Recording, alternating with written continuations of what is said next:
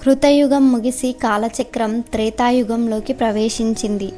ఈ యుగంలో ధర్మం తన 4 కాళ్లల్లో ఒకటిని కోల్పోయి 3 కాళ్లపై నిలిచింది. మానవుల నైతికత కొంత తగ్గిపోయింది.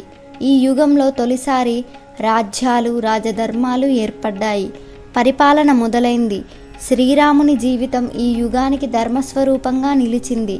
భక్తి పెరిగింది. దేవతలు భక్తుల పూజలకు ప్రతిఫలంగా ప్రత్యక్షమయ్యారు. భగవంతుని చేరుకోవడానికి ధ్యానం, యజ్ఞాలు ప్రధాన మార్గాలయ్యాయి.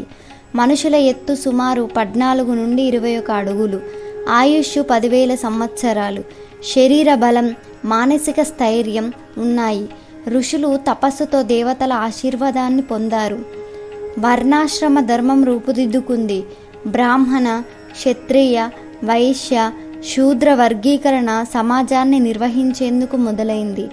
అహంకారం, అబద్ధం మొదలైనా ఇంకా ధర్మానికి గౌరవం ఉంది. పాపాలు తక్కువగా ఉన్నా మెల్లగా పెరుగుతున్నాయి. యజ్ఞాలు ప్రధానమైనవి. ప్రజలు భగవంతునికి సమర్పణగా విశాలంగా నిర్వహించేవారు. భూమాత ఈ మార్పులను గమనించి దిగులుతో ఉంది. చివరికి త్రేతాయుగం ముగిసింది. శ్రీరాముని తపస్సు, ధర్మమే ఈ యుగానికి శాశ్వత మహిమగా నిలిచింది. ఇక ధర్మం మరింత తగ్గి ద్వాపరయుగం ఆరంభమవుతుంది.